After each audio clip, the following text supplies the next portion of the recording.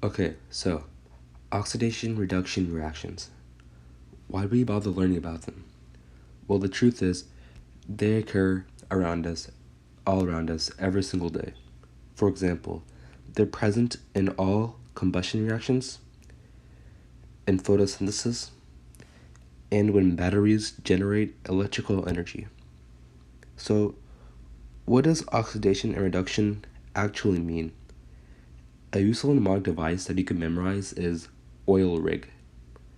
The oil means oxidation is loss of electrons, whereas rig means reduction is gaining electrons.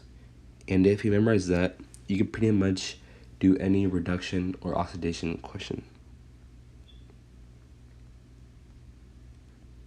Gain. Okay, so some basic generalizations that you can make when doing oxidization questions are that the oxidation state of an element in its neutral form is 0. So for example, oxygen, ozone, iron in a solid or liquid state, all of them have an oxidation state or number of 0. It doesn't matter how many atoms you have or what the coefficient is, you just have to know that the oxidation state is 0.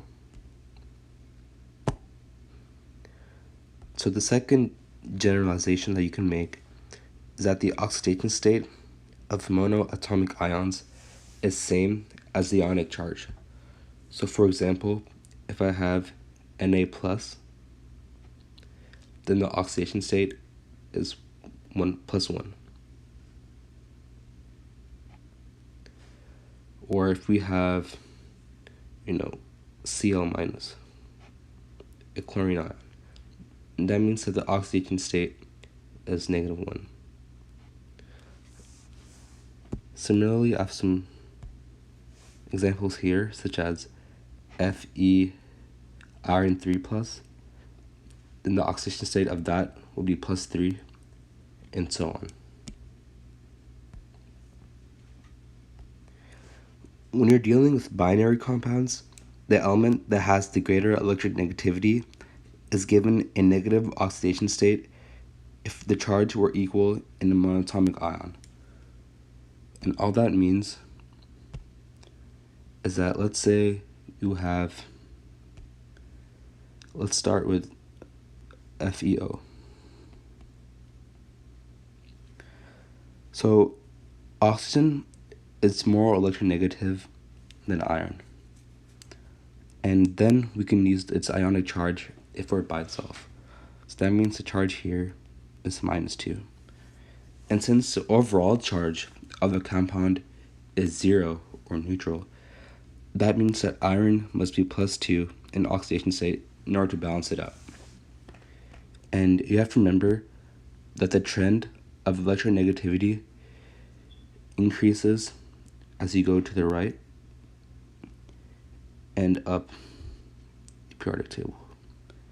And fluorine is the most electronegative atom, and oxygen is the second most electronegative atom. Okay. So one of the other generalizations you can make is that the sum of the oxidation states of every atom equals the overall charge of the substance. So let's try some of these examples out.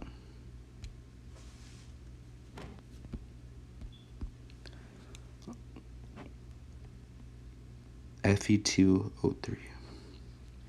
Okay, so we know that oxygen is more electronegative than iron. So we can say that each oxygen atom has an oxidation number of -2. So what will the charge of each iron atom will be? So a way we can do that is with the last generalization that I mentioned. So if there's 3 oxygen atoms and each has a charge of -2, and there's 2 iron atoms, we don't know the charge, we can make that as X. And since and the overall charge of the compound is 0. So we can solve for X, and that will give the oxidation state of one iron molecule. So -6 plus 2X equals 0. X equals +3. And you can do that in your head as well, because 3 times 2 is 6, and 3 times -2 is -6, and both those cancel out. Another example that we can do is PO, a phosphate polyatomic ion. So as mentioned, oxygen is more electronegative than phosphorus, so we can say that the oxidation state is -2. And since it's 3, we can use the same principle. So 3 times -2 plus 1 phosphorus atom, we do not know the charge, equals -3. So that's -6 plus X equals -3, and X equals +3. So the oxidation state of phosphorus is +3.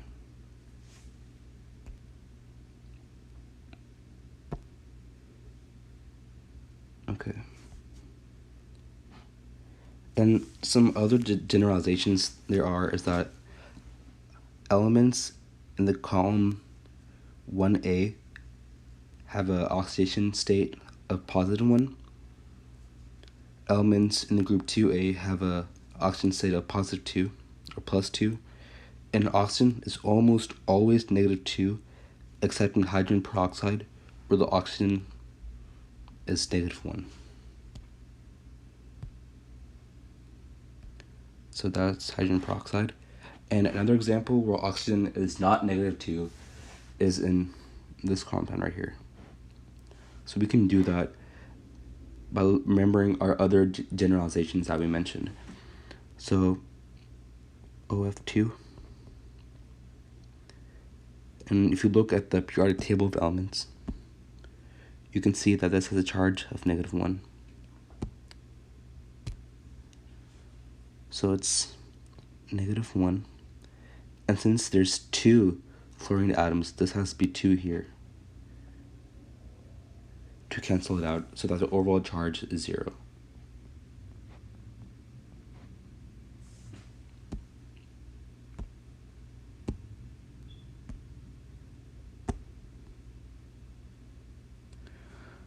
So based on that, we can make some more generalizations, such as nonmetals can either have a positive, a negative, or 0 oxidation state number, and metals, they cannot have a negative oxidation state. And typically the highest oxidation state is the old Roman numeral group number, and the lowest oxidation state is the old Roman numeral group number -8. So let's do some examples. So for manganese, let's try to find what the highest and lowest oxidation state is. Okay, so manganese is right here. And since it's a metal, we automatically know that the lowest oxidation state is 0. In order to find the highest oxidation state, you can just count the old Roman numeral group number. So it's 1, 2, 3, 4, 5, 6, 7. So the highest oxidation state that it can have is +7, and the lowest it can have is 0, because it's a metal. Now let's do it for phosphorus.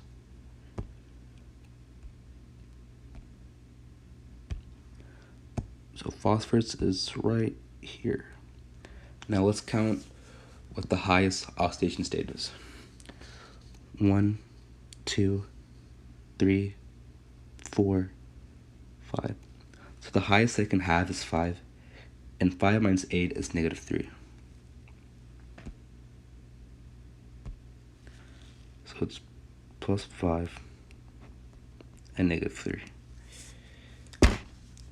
Now, when we're dealing with fluorine can never have a positive oxidation since it's more like negative than any other element. So that means that the highest oxidation state of fluorine is 0 and the lowest is -1, which was its ionic charge as mentioned before. So it's 0 and -1. So now let's identify elements to oxidize and reduce. So we learned, some other principles that you need to know is that if an oxidation state of an element goes up, then that element is oxidized. Similarly, if the oxidation state of that element goes down, then that element is reduced.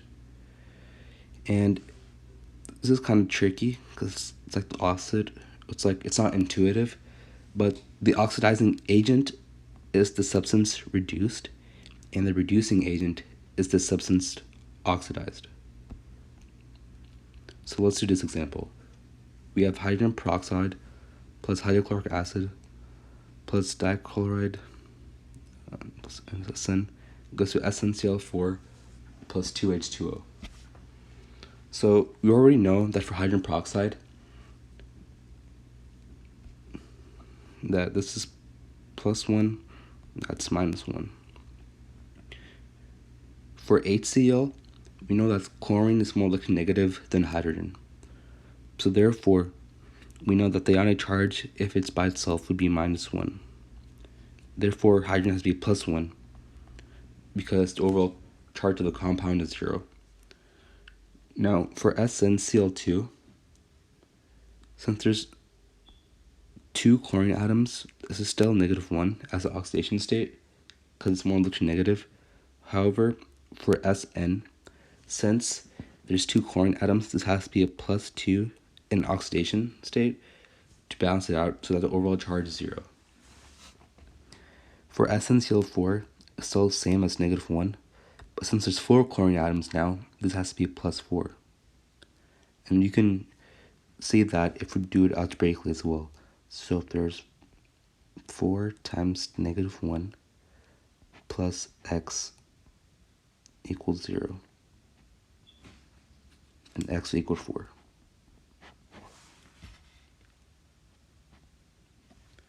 And for H2O, this is -2 because it's more like negative than hydrogen, and hydrogen is +1.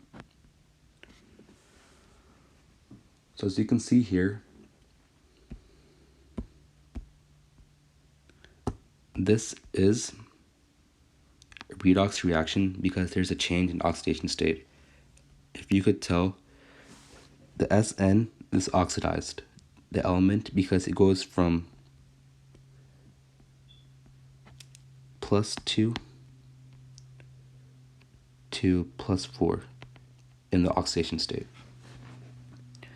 So we know that the reducing agent is the substance oxidized. So that means that SnCl2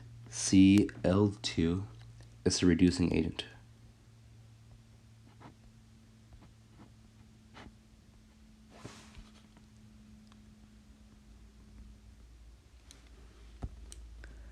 Similarly, we know that H2O2 is an oxidizing agent, and that's because the O in H2O2 is reduced. So the oxidation state of H2O2 for peroxide is -1, and for oxygen it's -2.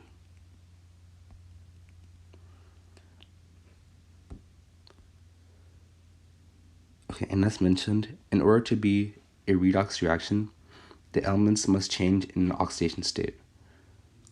So you can pause the video right now and check yourself to see if this is a redox reaction. Okay, so let's see. Cr2O7 2-. Wow, that's big.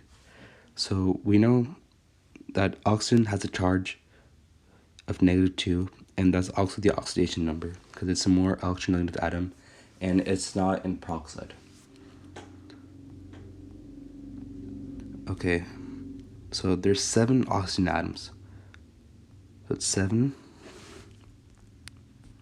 times -2 plus, and since there's 2 chromium atoms, it's 2 times x equals -2. So -14 plus 2x equals -2, and x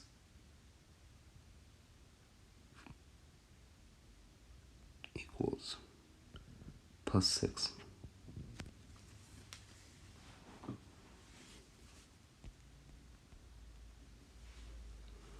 And for 2OH, it doesn't matter about the coefficients, so you can just ignore that, and there's +1 and -2. Here, you can do it algebraically as well. -2 plus 6 again. Here it's -2 and +1. Since none of the oxidation states of each element change, that means that this is not a redox reaction. And yeah.